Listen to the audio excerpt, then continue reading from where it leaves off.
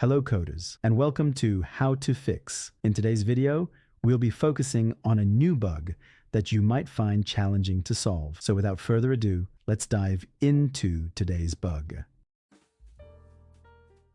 Let's start by executing code 1 to stimulate the error and watch the result. Now, here's the breakdown and the fix for the issue. Please pause the video to absorb the explanation. Now, let's rectify the code and examine the resultant output.